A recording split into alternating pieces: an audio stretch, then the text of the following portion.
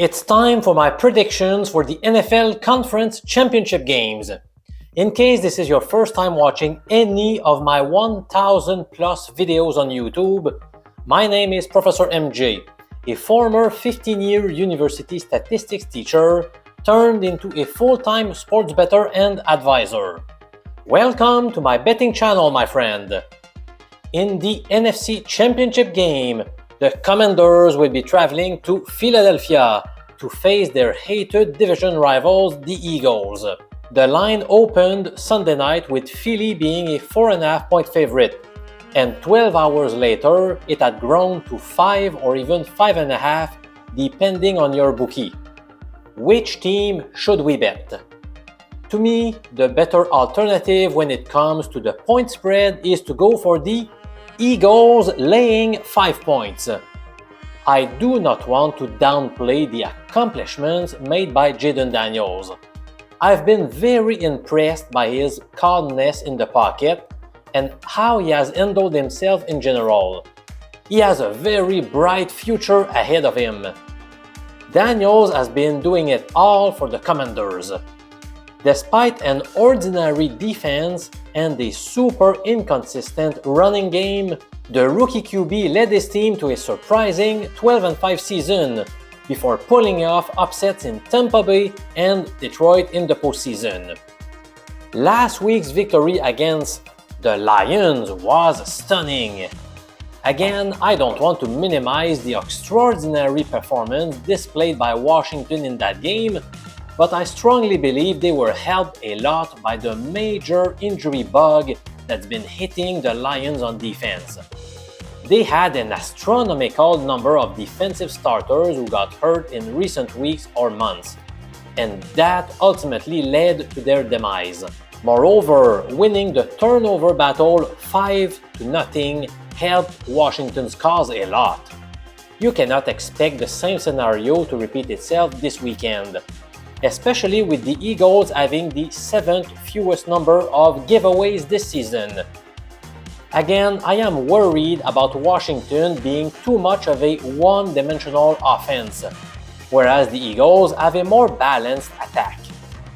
Sure, the Commanders finally saw their ground game coming alive last weekend, with 42 rushes for 182 yards, but that was obtained against a very depleted Detroit defense, whereas the Eagles finished in the top 10 defending the run this year. Now, can the Commanders throw the ball 40 times and win the game? That's not impossible, since that is exactly what they did in Week 16 when they defeated the Eagles in a dramatic 36-33 victory. But that game was played in Washington. I don't think Washington can do it again when facing the team that gave up the third lowest QB rating to opposing signal callers. As a side note, I felt it was also worth noting that right guard Sam Cosmi got hurt last week, and he won't be available in Philadelphia this weekend. That's a pretty significant blow for the Commanders' offensive line that will have its hands full against a ferocious defensive front. Despite not necessarily playing at their full potential, the Eagles ended the year with a significantly better point differential than Washington, plus 160 versus plus 94, and they have now posted a 9-1 record at the Lincoln Financial Field. Their only home loss occurred by 1-point margin, way back in Week 2 against the Falcons. Granted, I am a bit worried about the fact that the Rams racked up more yards and more first downs than the Eagles last week. Again, Philadelphia has not played to their full potential in my humble opinion. But they remain the much better squad, they have more playoff experience, and they have been super difficult to beat at home. For all of these reasons, I have to side with the Eagles as 5-point favorites against the Commanders. What an amazing AFC title game we have on the menu. Once again, it will be Josh Allen versus Patrick Mahomes. A lot has been said about Allen owning the Chiefs in the regular season, but failing to eliminate them in the playoffs. Can the Bills finally slay the Dragon and reach the Super Bowl for the first time since 1994? Right now, Kansas City is viewed as a slight favorite. After doing my due diligence, my final betting decision is to place a wager on Buffalo to get the monkey off their back and finally eliminate their AFC rivals.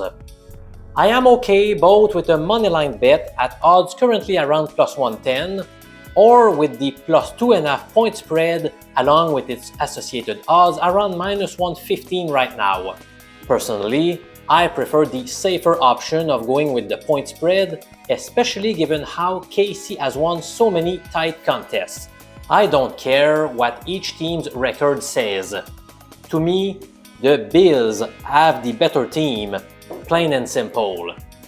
During the regular season, Buffalo presented the third best point differential, plus 157. Meanwhile, despite their 15-2 record, the Chiefs finished in 11th place with a disappointing plus 59 point differential. You have all heard about the lucky and tight wins by the Chiefs this year. They edged the Bengals by a 1-point margin on a 51-yard field goal as time expired, following a key penalty that kept the drive alive. They should have lost against the Broncos, who missed an easy 35-yard field goal on the last play of the game. The Chiefs should also have lost against the lowly Raiders, who botched a snap while attempting a kick in the closing seconds. When recapping the divisional round, I mentioned how I disliked last week's officiating in the Houston vs. Kansas City game. I rarely talk about referees, but there seemed to be a clear bias towards the Chiefs. I'm not going to go back to this topic again, but that clearly helped KC securing their spot for the AFC title game for the 7th straight time. Were you impressed by KC's performance last week? I wasn't. The Texans dominated total yardage 336 to 212, but still found a way to lose. And we're talking about a Houston team with a very ordinary offensive line and who lacked reliable catching targets after losing both Tank Dell and Stefon Diggs to injuries earlier in the season. During the regular season, the Bills put at least 30 points on the board 12 times.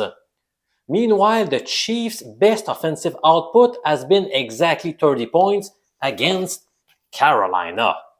They also did it another time, but they needed an overtime TD to get to 30 points. Sure, the Chiefs have the better defense, but their run defense did not fare very well last week. How in the world did they surrender 149 rushing yards to the Texans, whose offensive line is very porous? If KC lets Buffalo run as easily, they will be in huge trouble. I have told you many arguments backing the Bills pick, but I am not advocating betting your house on Buffalo either, because I do have my concerns. For instance, I give KC a pretty significant edge in the coaching department. They have shown on multiple occasions the ability to manage stressful playoff games, whereas I don't think Buffalo's coaches have done as well. KC's defensive coordinator, Steve Spagnuolo, could find ways to limit Buffalo's high-octane offense. On the other side, I was not a big fan of Joe Brady's play calling against the Ravens. Here is a quick list of things I did not feel were the best course of action against Baltimore. Running into stacked boxes, not going for QB sneaks with Josh Allen at the goal line, running a tight end screen on 3rd and long, and not using Allen's arm often enough in a conservative second half. Moreover, the Chiefs will be at home where they have totaled 9 wins and no loss this year. And the fact remains that they have the more reliable defense based on all possible metrics. Again, and I don't want to emphasize this point too much, but who can disregard the officiating factor? Since their Super Bowl against Tampa Bay in 2021, the Chiefs have played 11 playoff games. In those contests, they have been penalized 30 fewer times than their opponents. That's right, 30, for 222 fewer penalty yards. Finally, safety Taylor Rapp appeared to suffer a pretty significant injury that puts him at risk of missing this pivotal match. Those are all valid reasons to temper expectations and not going overboard with this bet. Still, I have this strong feeling that the Bills will indeed participate in this year's Super Bowl. And even though nothing factual supports this idea, I would not be extremely surprised if Buffalo actually crushed the Chiefs by a score similar to 34-17. Some may call me crazy for that prediction, but I think it's part of the potential range of outcomes here. The Chiefs have mastered nail-biting games, but that may be irrelevant since I could see the Bills winning by a good margin. So, in summary, I am predicting a Super Bowl featuring the Eagles squaring off against the Bills. Saquon Barkley against Josh Allen. That would be an epic battle. Now it's time to discuss my famous Lobster Bet of the week. Last week the pick lost, but I don't regret it at all.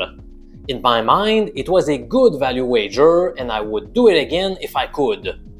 Early in the week, I suggested to grab under 44 or 44.5 points in the Rams vs. Eagles game.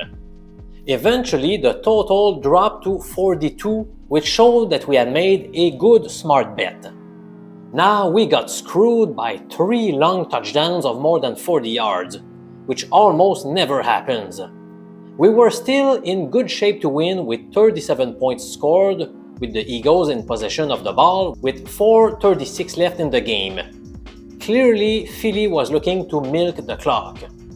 However, Barkley screwed us by scoring a long TD on the first play of the drive. That left quite a bit of time to the Rams to score a TD themselves, which they did a few minutes later. Still, the Lobster Bet owns a 5-2 record.